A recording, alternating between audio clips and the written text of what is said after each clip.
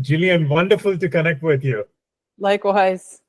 I Yeah. feel like we've been in a similar circle for a while and heard lots about you from John Scott, and it's nice to finally put a face to your name.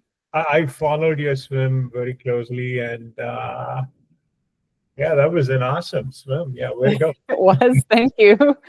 Yeah, I've, as you know, I was very blessed with really great conditions. Yeah. Before we get into all the nitty-gritty of everything that you have gone through, how many push-ups and chin-ups can you do? That's a good question. Right now I'm doing 3 sets of 7 chin-ups. Oh my God. And I've been doing them weighted as well. Wow. Yeah, so when I put about 8 pounds. Okay. I like to use a chain. My husband thinks it's hilarious. I put an 8-pound chain around my neck, and I'll do up to 5 chin-ups. Wow. And then I take some rest, and I'll do another set. Okay. And you do 3 sets of that, right? Yeah. Yeah. Wow. Way to go. And how many push-ups? Yeah. I usually do sets of 10 to 12. Okay. I could probably do a few more than that, but I don't like to do it to exhaustion because I still want to be able to swim.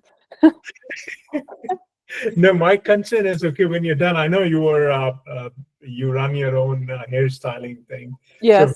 So sometimes when I have like a difficult workout, my hands will be shaking for the entire day. Yeah, that too. I need my hands and my arms to be working. Okay. So I have to keep a little bit in the tank, you know. Way to go. Way to go. So, like, can you see this? Yep. Every 3 days, someone dies waiting for an organ transplant. Yeah. Yeah. So my daughter got her health card renewal. She just turned 16, and I saw this as well, and I'm speaking to you about it. Tell me about this. Yeah, I know we read these things, but hey, that's not me, right? Right. I don't know how others think, but at least that's how I think. Okay, help me educate the rest of the population as to what's the impact of this. Like, how big of an issue is this? I know in 2021 or 2022 on your website, I think you mentioned there were 1,600 people on the wait list in Ontario. I don't know what that list is. I know it's not a simple transplant. There's a lot of biology and science behind it. Yes. It's an easy solution, but help me understand, okay, like, what is it about? Yeah. So yeah, at any given time, there is about 1,600 people in our province alone waiting for a transplant that would save their life. And the reality is there's more people waiting than there are organs to save them all.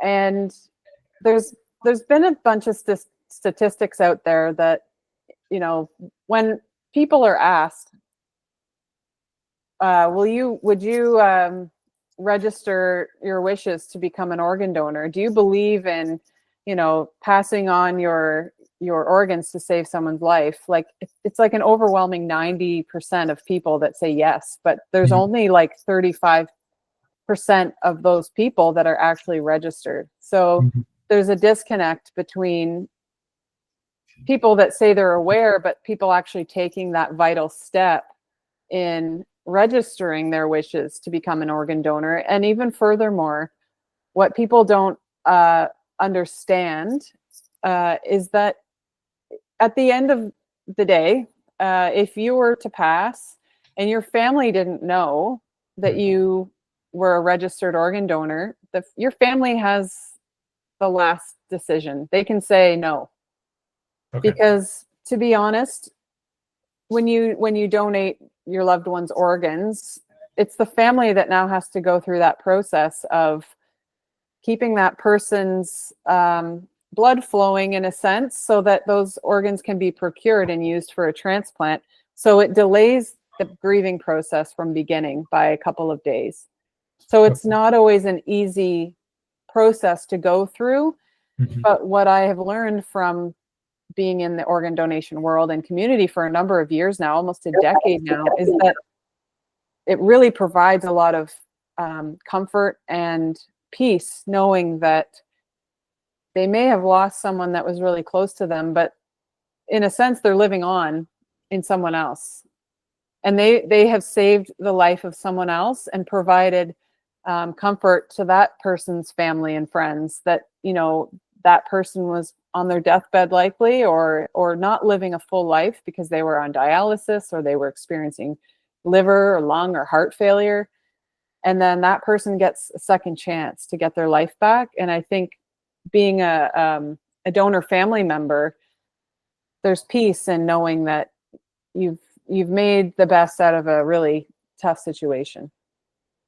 So it's been part of my urge to give back since having my transplant, to create more awareness, share my story with other people, because there is like a lack of education out there, and I think I just want to do my part to try to educate others on the importance of, you know, if you have it in you, why not give it, right? Yes. How can I register to be an organ donor? What do I need to do? Well, here in Ontario, you would go to the website beadonor.ca, and it takes a couple minutes, and all they ask for, I believe, is your health card number. Okay. Plug it in, and then you can just click yes, and they give you options whether you want to donate your body to science or research, or if you want to donate all or some of your organs. Okay. When you pass. And then, of course, talk to your family and tell them that you've registered, and tell them what it means to you to be an organ donor, so that they can support your decision when that day comes. So how, like, I mean, once I pass, like, what does the family need to do in order to make sure that that the transplant or my organs are like safely, Yes, I mean, donated to a hospital or science? y- Like, what happens after that? yeah. So Yeah. it's a great question, and something that I think I can clear up while answering that question is, because a lot of people think, oh, maybe the doctors aren't going to try to save me because they can use my organs. Well, that is so not true. There's a separate team of people that are called in to deal with the organ donation piece. So your doctors are going to do everything they can to save your life, as long as that's what you want. Okay. And then there's a separate team of very compassionate people that would come in and speak to your family about it. So really, you don't have to do anything other than register, and your family doesn't have to do really anything other than be willing to have that conversation when it comes up. And then they will begin doing the matching, and, you know, they'll figure out your blood type, and then, you know, this team comes and they look at your organs and they decide, you know, who they'd be the best match for based on your anatomy and your blood type and the size and everything like that. So you know, the hard part is taken out of your family's hands, and it's really just a conversation or a few conversations. And I think the most important thing is that you're registered and that your family is on board with your decision. So, like, I mean, who does the family contact? Like, I mean, do they go to a website? Do they call a number? Or like, okay, like, what's that logistics look like? I think they would be calling your family, this team that deals with the organ donation. They would be calling your family, or coming to the hospital, and like a doctor would say, well, there's a team here that deals with organ donation and they want to talk to you. And then Okay. it would happen. I think it happens at the hospital. It happens at the hospital. I mean, I believe it's natural, like death. Okay, somebody passes in the house, and okay, they know, okay, person is dead. What happens in that situation? I mean, like, I'm not too sure. Like, okay, the person, individual, always go to the hospital, or That's a really good question. mhm, I think I'm pretty positive that the organ donation topic comes up as long as mhm. The family is aware of it? the family's aware of it, but also that when you're pronounced dead, that there's a certain amount of time where your organs can be usable. Yeah. Okay. So unfortunately, there's a number of people that their organs cannot be used because Mhm. they either died in such a way, Okay. the blood flow stopped flowing to those organs for a extended period of time. Okay. And so in that case, I'm not sure when and where that conversation would come up. Okay. But I'm positive that, unfortunately, I haven't had anyone super close to me pass and had to have Mhm. that discussion yet. But I think that there would be somebody from Trillium likely Okay. phoning Yeah, the family. I was just trying to Understand. educate or figure out like what's the logistics of family reaching out, or like the process of hey, there is this death, and how do we make sure that the organs are are Yeah, transferred. utilized in the way that Yeah. was Okay. hopefully Beautiful. intended. Yeah. Awesome. Awesome. Thank you for letting me know about that. Yeah. Yeah, of course. And what you're doing is powerful. Way to go. Yeah. Thank you. I spent some time. Although I knew you as a swimmer, I knew you had a liver transplant, uh, but I had not put a lot of thought into that. Right? Yeah. So I spent some time educating myself, and you've done some cool things by starting a foundation. That's not Yes. easy. It's not easy to start anything. No, you would know. You started Glow. Is that not correct? Yes. I mean, forget about glow. Anything. Yes. I know we've seen, but we'll talk about glow as well. But I want to talk about The Move for Life how did you do Foundation. that? Yeah, I mean, you brought in a great group of people. Uh, I saw the values behind it, your mission statement, and how are you? Help us educate about Move for Life, and then we'll talk about your swimming as well. Okay. Sure. Sure.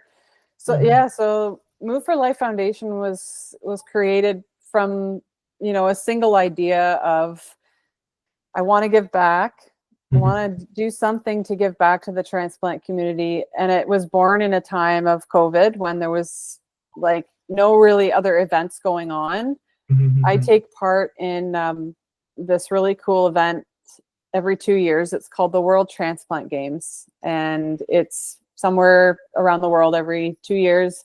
And of course, it was canceled for 2021. It was supposed to be in Texas, and so I thought, well, I can still swim in the lake. So I'm going to swim and train for an open water swim. I'll do something different. And I got talking with my friends, and I thought that have also had transplants. And the idea was born that, we could do this. I could do this swim, and like, how cool would that be? Like, I don't think there's any other transplant recipient that's actually swam across a Great Lake. And that's kind of when the ball started rolling, and it was like, well, we could do this like one-time event, raise some money. I wanted to give it back to the transplant center where I received my liver, and my mom actually had her 2 liver transplants there as well. So Mhm. um, we kind of all decided together that, you know what, like, I think we want to keep doing this. Like, not necessarily a marathon swim every year, but we're passionate individuals that want to continue to give back in some way. So we started up this foundation, and it's a very small group. We have grown this year. We're about nine people on our board, but it was started out with just like 5 or 6 of us. Mhm. And yeah, my swim was the very first event that we did, and it was a success. And really, the point of the foundation is to create awareness around the cause and the importance of registering your wishes to become an organ donor. But we found that one of the hardest parts of having a transplant was the waiting for a transplant, because you never know when it can happen. And as we discussed, a lot of people die while they're waiting for a transplant. So our mission really was from the beginning to shorten that wait list for a transplant.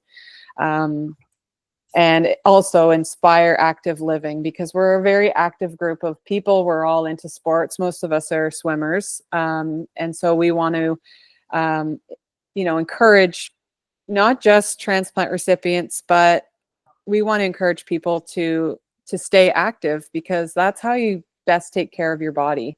And we want to honor this, new organ that we have, and live to the fullest. And we all agree that we do that through movement and physical activity. So those are, our core values. Our mission is to shorten the wait list. And I think we are literally doing that. I think it's really cool. It's been 5 years since Move for Life was founded. And the money that we raised in the first 2 years was $230,000. And we donated that to the transplant center here in London, Ontario, to initiate a program called Abdominal Regional Perfusion. And now they've had a couple of years to use this new machine, which perfuses organs, which really means this machine has the capacity to increase the pool of organs that are viable for a transplant. So organs that would normally not be usable are now being used to transplant and save lives. So I believe they're up to 12 lives saved from using this machine. And I know they're just in the beginning stages of learning how to fine tune their skill and use it to its maximum potential. So, that was our first initiative, and I think it's coming along beautifully. And of course, we have other events and raise funds for other initiatives that are supporting the organ transplant community, which we could talk about as well if you're interested. But that's the gist of Move for Life is having these conversations. And we're now, this year, we're doing our third annual, it's called Walk and Talk. We decided to call this 5-kilometer walk that we do Walk and Talk, because really the point is to go for a walk and get active, and also talk about our wishes with our loved ones about what we want to do when we pass, and which is, honoring that decision. So this is our, like I said, this is our third year, and we are now kind of national. So we have two events happening in Saskatchewan, one in Regina, one in Saskatoon, a walk here in London, and one in Vaughan. And each location has their own thing that they're raising funds for. This year, we're going to continue raising funds in London for the ARP initiative. In Vaughan, they're raising funds to send kids to camp, which is it used to be called Camp Kavita. They've merged with Campfire Circle, which is a camp that puts on week-long experiences for kids that are going through cancer or any kind of illness, really. And they've dedicated a week to the kids that are either waiting for a transplant or who have had a transplant. And then out in Saskatchewan, they are raising funds for their family grant, which is a pool of money that they're using to help families offset the costs of having to travel to a different province to get care for their children that are waiting for a transplant, which is really incredible that they've really rallied together to support the families in their community. So awesome. Congratulations. Yeah. Thank you. I like, while you were telling me about this, I just got an idea. And so Town of Oakville actually installed a plaque in Coronation Park here, which is very close to Lake Ontario. Yes. So it has two sections. First section talks about people who have crossed the lake and who have done the western side of the lake crossing. And we from Glow actually have initiated a new swim called the Shoreline Swim. from Burlington to Coronation Park. Okay. Oh, cool. The goal is to promote long distance swimming, and also, yeah, like all the good things about Great Lakes and everything. I'm going to donate that section of the shoreline swim section of the plaque to you guys. You guys are welcome to use that to create a swim for your purposes. All Wow. you need to do is you have to just document that swim. That's it. Okay. Okay. Yeah. Okay. Yeah, Like and on my Garmin. yeah, you know what? I'm actually leaning towards having it done on a on Garmin. Okay. And if somebody like, I mean, you need like, there's a lot of safety that goes in with the swim. Okay, so we can, yeah, right. Absolutely no cost. Okay. Wow. You can figure out your leanest, safest logistics. Okay. Okay, and you can do when the weather is conducive, and do the swim, promote your cause, and once the swim is done, let us know, and we'll put the name on the plaque. Okay. That sounds incredible. Zero cost. You guys are welcome to use that. I just got this idea while you were telling me about this. Okay, yeah. So I love it. that's awesome. Yeah. What is the distance? So there are 2 points. One is from Burlington Beach to Coronation Park is 15 kilometers. Okay.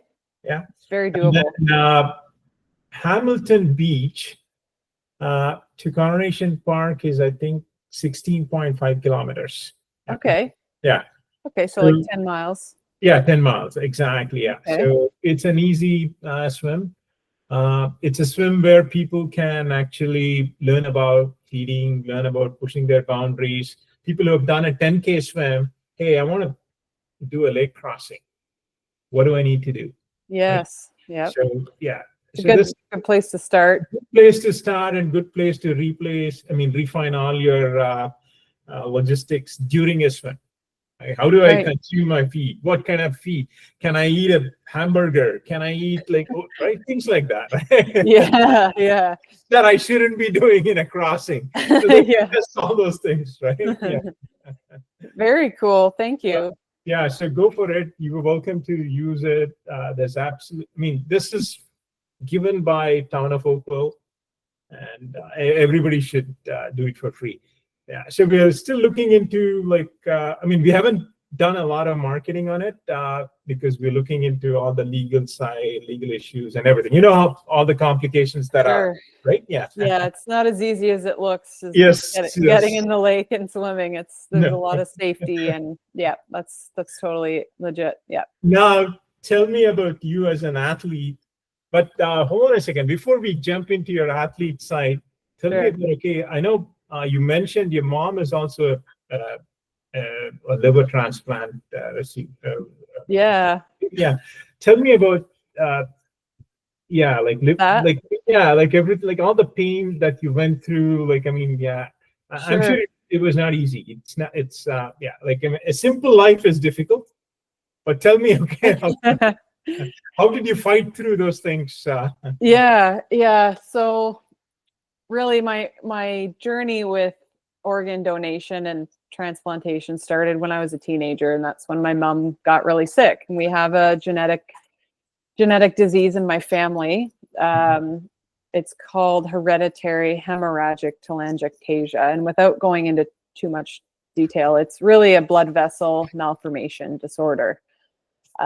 So when I was a teenager, my mom received a liver transplant that saved her life. And there was a number of times where, she was in the hospital for a long time and we were told she wasn't going to make it. But I've got an incredibly strong mom, and I like to think that's where I get my strength from. And she pulled through both times she received her liver transplants. Fast forward, I guess it would be 7 years later, I started to get sick from this disease and experiencing liver failure. Mm-hmm. It was a challenging time. I was in my early 20s, and that's just when my career had started as a hairstylist. It's when, you want to be going out with your friends and getting out on the weekends and staying out and drinking. And, I didn't really experience that in the way that I probably thought I would have. Very fortunately, I've been with my husband, Zach, and he's been with me right from the beginning. We met when we were 19 years old. So I had him to lean on, and he supported me through everything. And so I attribute a lot of my strength and my ability to keep going in all those tough moments to him, because he was beside me. And of course my mom was there and beside me as well, having been through a transplant. And then, I was pretty sick throughout my 20s. I was on and off of work. I was on an experimental medication that they tried to use to prolong the need for me to have a transplant.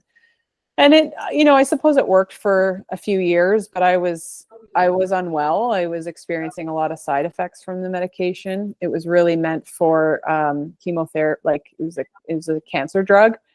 So there was a lot of side effects using that medication until, I was 29, and 28 is when I started to get really, really sick again. And it was inevitable that I needed a transplant. And so same time, my mom got sick the second time. So we were both waiting for liver transplants for about a year. And we received liver transplants 2 weeks apart from one another. So it was quite a time for my family and I. And, kind of like marathon swimming, it's like one stroke at a time. You just focus on the now and try to get through one moment at a time. And you just lean on the people that are around you. And honestly, I think if you have a will to live and keep going, you don't really have any other choice but to stay strong and just keep pushing through. And I think by nature, I'm a fairly positive person. So I had some very low days where I don't know if I believed that I was going to actually live, but I don't think I ever lost hope. And so that pulled me through until, this amazing day, March 3rd of 2016, when I received the news that I was going to have my transplant. And I was no longer scared. I knew that my life was going to be better no matter what happened after that than it currently was, because living with liver failure is no life. People don't always understand the function of their liver, but if your liver's not working, not much else is. So yes. yeah, I'm an advocate for taking care of your health and taking care of your liver. And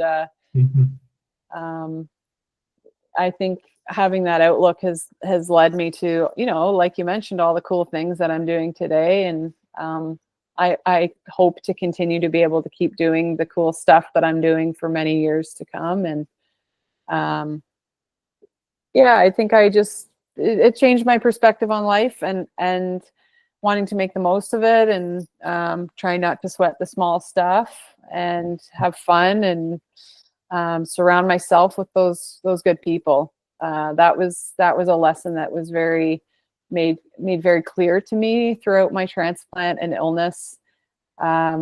Is just, really surround yourself with people that lift you up and challenge you and, make you a better person. So if you don't mind, what was that process of going through that surgery of liver transplant? Just the top. You can only share the ones. You don't have to, only that you're comfortable of. Okay. Oh, you can ask me anything. The illness itself, because I was sick for so long, I lost all my muscle. Okay. So I was, and not every transplant recipient declines in the same way. Some people are fortunate to have living donations, and they don't necessarily have to wait until they're on death's door to have a transplant. But a lot of the time people are quite sick, lose a lot of muscle mass, become very weak, which I did. So my transplant was, I think it was an 8-hour surgery. I think I went through 12 units of blood. So that's why donating blood is also so cool and important. And my recovery, I was 29 when I had my transplant, which is relatively young. And, I bounced back, the next day, my skin looked better. Like, I remember the nurses that took care of me, they said, Jill, like, your eyes are brighter and your skin is no longer yellow. So the next day there was a noticeable change, but it really did take me probably a year and a half to recover from my transplant. My incision on my stomach, goes from one side to the other. It's about fit in the screen. It's about this long. And so, you can't really use your core for about 12 weeks. So it takes a long time to build back your strength and be able to get moving again the way that I had before my illness. And mentally it takes a toll. Like, it's, there's a lot of different things you can struggle with. And I think it's different for every person. For me, it was, I was sick for such a long time that I sort of got used to being the sick person and almost played a victim role. And then after your transplant, that doesn't just disappear overnight. And also, to some degree, you stop dreaming a little bit when you're that sick, and you don't think about your, thought about my future, but it wasn't, it wasn't as positive of a light as it is today. So starting to think about, like, I got my life back overnight. Like, now what? Like, now what do I do? So it takes time for, like, I've explained it before, like, your life gets turned upside down. And then when it gets flipped back over, everything falls back into a different place. And I think it takes time to find the place for everything and figure out how you want to move forward with this new, at least for me, this new mindset that I had of, well, I don't want to do what I was doing before. I want to live more fully. I want to make the most of every day. I think I need to change my environment, which for me meant, leaving the salon that I was at, and, not anything against them, but I think it was just, for me, I needed to create my own environment, my own space. Okay. And prioritize, my health. And I found it was easier to do that working for myself and creating my own hours and just surrounding myself with only the people that I felt that I wanted to be around. So I think there's so much more that goes on than the surgery itself. It's quite a journey. It's a mental and physical journey of decline, and then the recovery, and then, moving on with your life in a more mindful way. And, I've said this number of times and I continue to keep saying it, but as awful as my transplant was, I wouldn't take, any of that experience back, because it's led me to live this life that I have now. And I think I'm better off for it. I think I'm a better person now because of it. And it's connected me to, a whole world of other people that I know I would never have met. And it's strengthened the relationship that I have with my mom, having been through that together.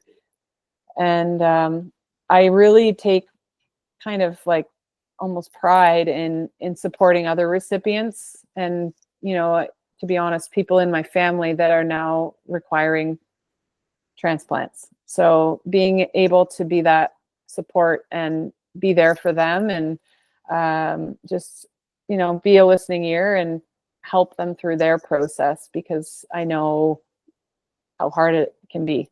So Swimming across the lake is easy. And in some ways, yeah, it wasn't easy. but comparatively, it was only 18 hours and 18 and a half hours. Where, you know, I was sick for a lot longer. And Yeah. I do think that, you know, my illness and my transplant prepared me in some way for that. It was, you know, a journey of getting from one side to the other, and mentally preparing for it was a big part of it. And I think I had, you know, I had done a good job of that mental preparation. Similarly, through my days where I wasn't well, you know, it's just like just one day after another and one day at a time, and you know, one stroke at a time. And as John Scott has said, and I love this, is like, if you keep moving forward, you'll get to the other side. And I've always loved that, because I think that's just what you got to keep in your mind when you're doing something hard like that, right? You will not believe this. You just pulled John Scott's name out of my head. Yeah. Well, he's an inspiration to me, and he helped me prepare for my swim. So Okay. Yeah, no wonder. I mean, yeah, like so much wisdom. No wonder John Scott wanted to be on your team. Yeah. yeah. He's a precious person. Yeah. Yes. How did you meet John Scott? Yeah, tell me about it. Yeah. Yeah. So I one of my friends, and was a member with my foundation. His name is Gray Brett. He's also a liver transplant recipient. When I started talking about swimming across Lake Ontario, he said, I actually swim with the North Toronto Masters with this guy named John, who he swam across the lake. So maybe we could like set you up and talk to him about, you know, what's entailed. And that's exactly what happened. So we got on a Zoom call, and John and I and my friend Gray, we started chatting with John, and I was drawn to John right away. Like, he's got this very cool Zen calmness about him, and I just felt like if I get to pick my swim master, I want him, because he just you know, I think he took me seriously and my desire to do the lake. And you know, he always lent a listening ear to me when I had questions. And then, as you know, I think he saw I was putting in the training and putting in the work, and he came on my trial swim. And I think, you know, that's when he realized, you know, I think this girl's going to be successful doing the crossing. And we've remained friends, because we've got similar interests in swimming. And you know, he's a meditation kind of guru coach, and I've really enjoyed what he has offered in that regard as well. So way to go. You mentioned about, after your surgery, you made a lot of changes and you created your own set of team. Yes. Right? Yeah. I mean, your own circle or community to get ready for future. Tell me about that. How did you, like, hey, this is the person that I want to interact with. This is the team that I want to create. And how did you apply that to Lake Ontario as well? Here, before I finish the question, because you need a group of people who need to be cohesive. Yes. To a single objective, and which is not theirs. Right? That's right. So how do you set a stage for that, for everybody to participate and to be part of the community, and also experience something?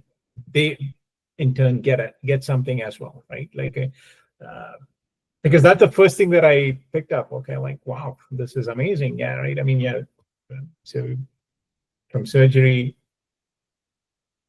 life changes, right? Yeah, changes up your mind frame, and then eventually to do something much easier across the lake. Yeah.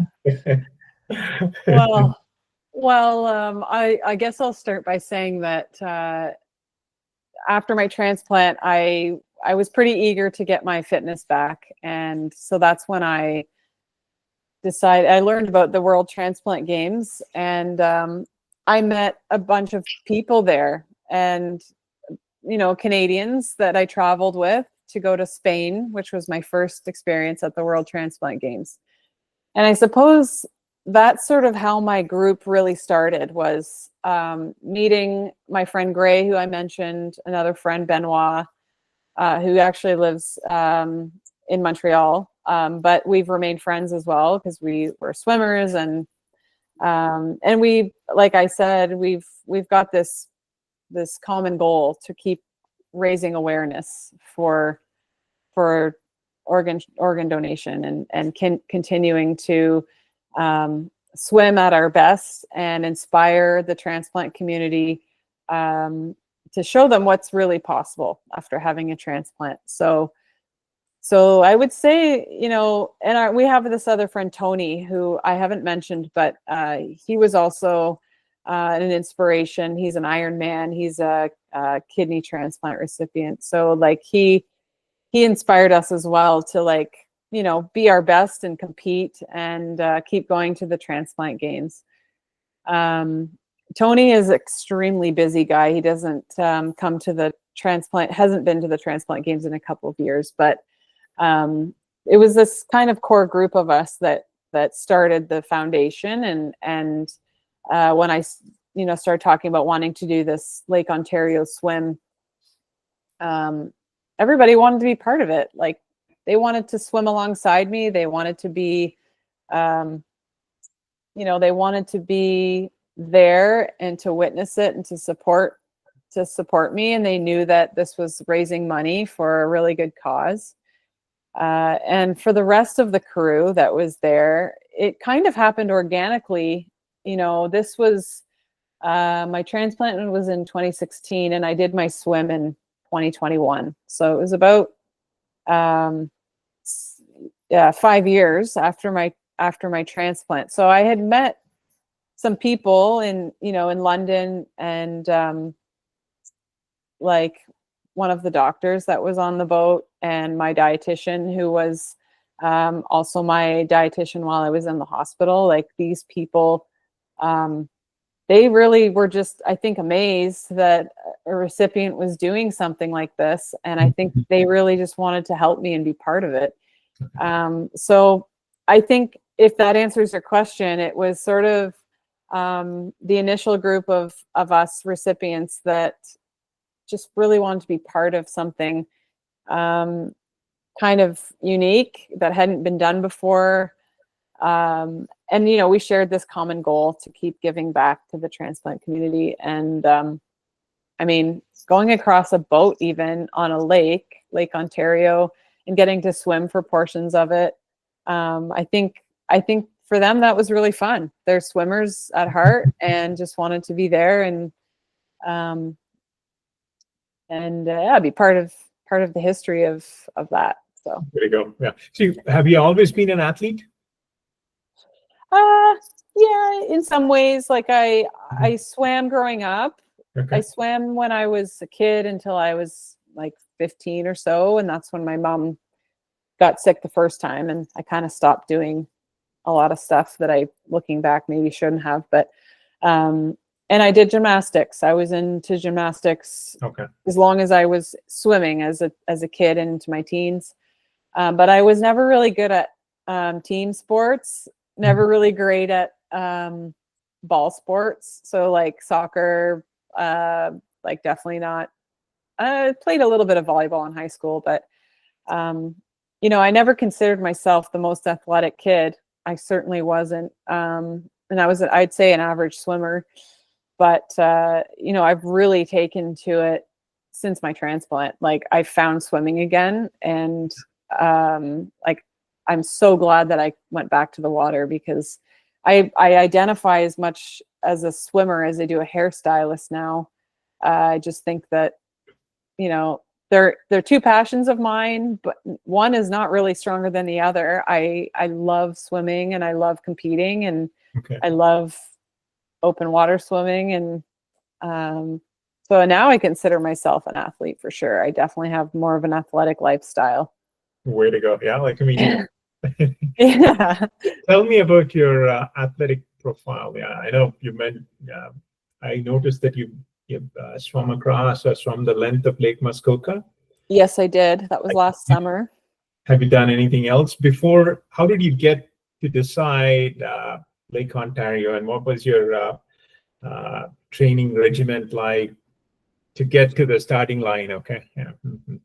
Yeah, that's a great question too. So I had done a couple open water swims. I did a 3K and a 5K swim with Ken Aqua Sports. I'm not sure if you've heard of it. They don't do anything. I mean, now they have a 15K swim, but at the time they only had little 3 and 5K swims. But that was really my introduction into like open water swimming. It was, and I really enjoyed it. I thought, oh, this is like a different way to swim. It's not in a pool, and it's like more organic, and the conditions change every day. And so had I not done those swims, maybe I wouldn't have thought to do a marathon swim when COVID came. And you know, I debated on Lake Erie crossing or Lake Ontario, and to be quite honest, the Lake Erie crossing didn't seem big enough at the time, and I picked Lake Ontario.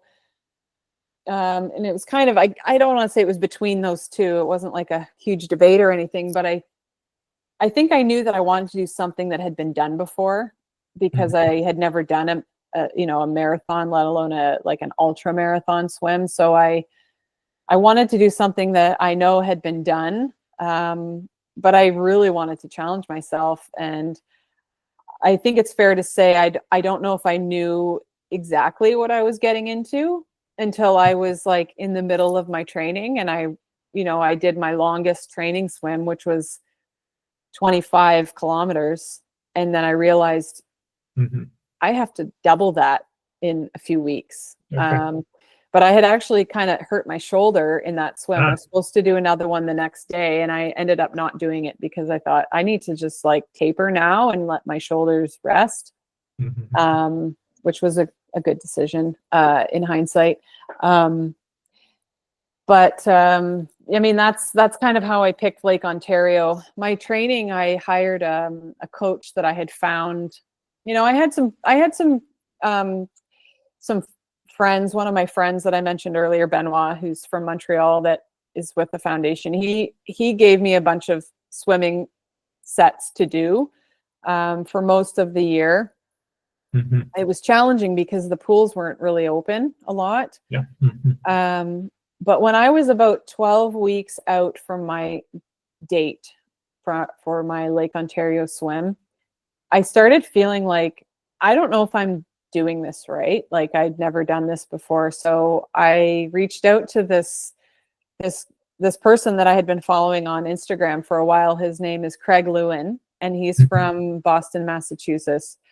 And I said, hey, I'm doing this 52 kilometer swim in 12 weeks. Can you tell me how I should like continue to build and then taper? And he was like 12 weeks. He's like, I would normally be giving you a year-long plan. And I'm like, well, I've been swimming. And I told him what I'd been doing. And I had been swimming about 30 kilometers a week, which was decent. But like, he's like, you need to do some long swims. And I hadn't really done any long swims. I just was, because I had a lot of time every day because I wasn't able to work and keep my business open.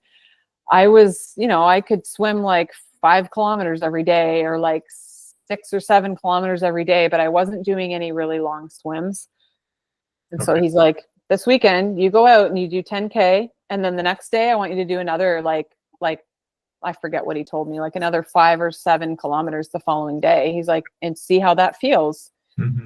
And then he built me this plan, which was really like building my volume and then dropping down for a recovery week and then building back up.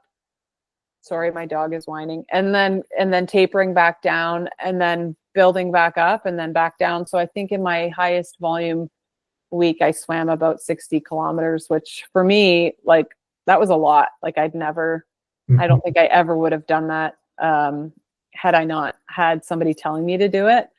But it was you know, it was what prepared me for the lake, and it was the most challenging conditions. You know, I swam mostly in the lake. I didn't do very many pool swims. I did a lot of swimming in a pool tethered to a bungee cord, which, you know, was mentally exhausting. So I think that covered the mental preparation pretty good. And then once the lakes warm up, as you know, it takes a while. I was out there as early as April with a wetsuit or not, just braving the cold and just getting out in any conditions, you know, to prepare for whatever Mother Nature gave me on that day. So I think, you know, as unfortunate as it was to be training for something like that during COVID, I think it actually really set me up for success, because I was kind of forced to swim in the cold lakes early and swim in the waves and Yes. Okay. so that was essentially my training for the swim. Where to go? Yeah, and I saw one of your YouTubes that you have posted. How was it talking to Marilyn Bell? Oh, that was so cool. Mhm. You know, I don't think I expected it. I don't think I expected that she would be so interested in my swim. And I have to thank John for that, because I think John was instrumental in allowing that, I should say, those phone conversations to happen, because I talked to her twice. I talked to her the day, you know, the day August 3rd. I started at 11 p.m., but that day she phoned me and she asked about what I was going to eat. And she said, "Oh, that sounds like a," forget what she said. "That sounds like a smorgasbord." She said, "I ate rice pablum and drank corn syrup." And I'm like, oh my God, like, I feel so fortunate. Like I had all these options and things that I had tested, and, you know, of course I was drinking water, and I was having smoothies made for me while I was out there swimming. So she asked me about what I was eating, and she wished me to have like the best swim, have a wonderful time. And that was an emotional moment, and it was really cool because my parents were in the room, and Right. and I think my dad, hearing her voice and hearing her, I saw him tear up. And like, my dad doesn't really tear up, so I know that it meant a lot, not just to me but to my family, that Marilyn Bell, you know, was wishing me well on my swim. And then while I was out in the lake, my friend Gray, who was pacing with me, he hopped in the water. He said, "Hey, Jill, I have a message for you. Marilyn Bell says you're swimming like Nemo, and she can't wait to talk to you on the other side." She said something like that. And that was like just what I needed. You know, I think she knows when you're out in the middle of the lake that you need a little boost. And it came at the right time. And then I got to speak to her after my swim. She phoned John, and John said, "Hey, I got the phones for you." And she congratulated me on the swim. And I was just like an emotional mess at the end. I was in kind of almost in disbelief that I had done it. And for her to say that, you know, you're in my family now, and that was really unbelievable, honestly, to feel like I was accepted and part of her little club. You know, there's not a ton of us that have done it, and to be acknowledged by the very first person that ever did that was like, it was pretty cool. It was really, really cool. Yeah. Another question is, okay, I think after you finish, I believe it's your husband or somebody says, okay, hey, go check out the lake. Look back. Oh, yes. Like, what was it like? What was your, like, okay, were you looking at the physical lake, or were you looking at, okay, everything that you went through or to get to that point? Like, what was that moment like? Yeah. Yeah, it was a little bit of both. Mhm. And I think it was actually my friend and photographer that said, like, I want to get a picture of you looking back. And Okay. I think it dawned on me then that I hadn't looked behind the whole way across. I hadn't even looked back even after I got out. I didn't really take a moment to look back across the lake. As you probably know, Madhu, it's like a lot of energy to look behind you when you're swimming for that long. It's hard to, at least for me, it was hard to look anywhere except forward. I just felt like I had to keep moving forward, looking forward. And I think looking back over the lake, I was able to say, oh my goodness, like I was only looking ahead and I can't even see the other side. And I can't believe I swam all that way. Like, I think it dawned on me how far I had physically swam, but also dawned on me how far I had come in the previous 5 years, because it was only 5 years prior that I was almost dead. So I think it's important. It was important for me to stop and think about that and acknowledge, you know, how honestly, humbly, how amazing it is that our body can recover, and what is actually possible when we put our mind to something. And yeah, it was a pretty incredible moment. And you know, I don't live in Toronto, so I don't get the opportunity to look at Lake Ontario that often. But a couple of years ago, I did the CN Tower climb with a couple friends, and I saw Lake Ontario from that perspective, and it was kind of a similar moment. I was like, whoa, I can't see the other side. I can't believe I swam all that way. Like it's sometimes I think like, how did I do that? How did I do that only 5 years after my transplant? But I think that's the question that I would focus on. how did I do that? Yeah. Yeah, and I honestly, I don't know if I can like fully answer that. I think Yeah, I can understand that. Yeah. I think I set my mind to it, and I was determined to do what I said I was going to do. And I think I have that in my personality. Like when I say I'm going to do something, I really do like following through with it. I think I'm, you know, I like to stick by my word. And I put it out there that I was doing this, and the people closest to me knew that I was going to go for it. And I didn't want to let myself down by not, continuing with the training. And I think partly too, like once I got partway through my training, I'm like, why would I stop now? Like I've already put in a lot of the work. So, and I think I wanted to show that I could do it. I wanted to prove to myself that it was possible.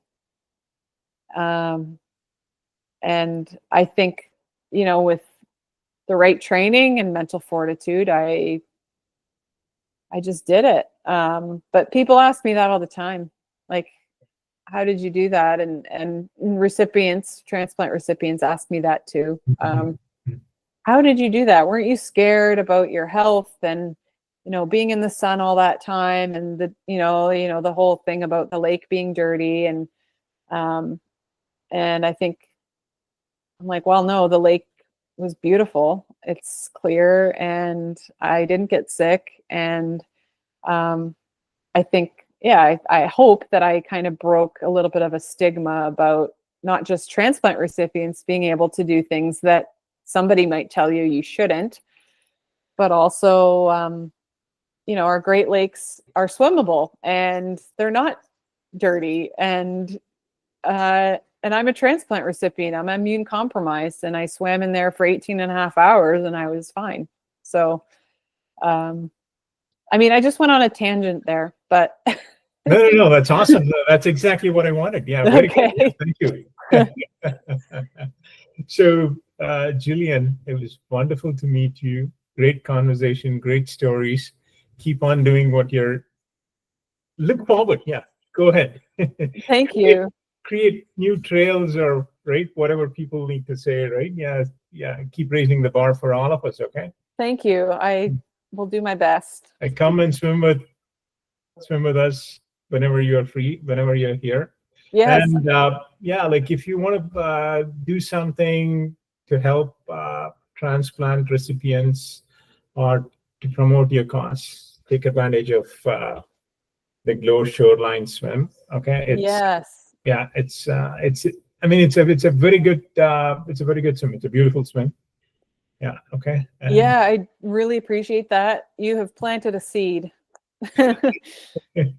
I'm So- sure you'll make it happen. Yeah. Okay. And if you happen to pass by Oakville, or if my son used to swim and race a lot at in London. Oh, I okay. wish I knew you then. Okay, but he stopped swimming in 2021. Yeah. So Oh, okay. I would have enjoyed having a cup of coffee with you. Or Yeah, absolutely. I'll be in Etobicoke on Sunday. Okay. Mhm. I'm racing at the long course. There's a long course meet. It's called the long course warm up meet because I'm going to be racing at the World Transplant Games in Germany Mhm. this summer. Mhm. So I need to get into the long course pool and just try a few of my races. So I will be, I guess, kind of in your area this weekend. Sunday, we are actually driving to US on 27th. That's a Thursday or a Friday, and back on Tuesday. Okay, Okay, so I'm sorry. Yeah, that's okay. but yeah, next time you're passing by, yeah, please let me I'll know. let- Okay, I and will. you have my phone number. You have my email address. Yeah. Yes. Okay. I'll be back And, in touch. yeah, let's go for a swim. I haven't been swimming much, but I will That's watch okay. you swim. Sure. Okay. On the paddle board or No, on the shore having a cup of coffee. Or a beer. So wonderful, yeah, and yeah, powerful stories, powerful message, and Thank you. yeah, and I think you mentioned something. Yeah, you wanted to live your life the fullest. Yeah, Absolutely. and yeah, and break the stigma. You have broken the stigma, and you've already raised the bar for us. But keep on doing it. Okay. Thank you. I do appreciate that. Cheers. Yeah. Thanks for your time. Yeah. Thank you. Bye bye. Bye, Madhu.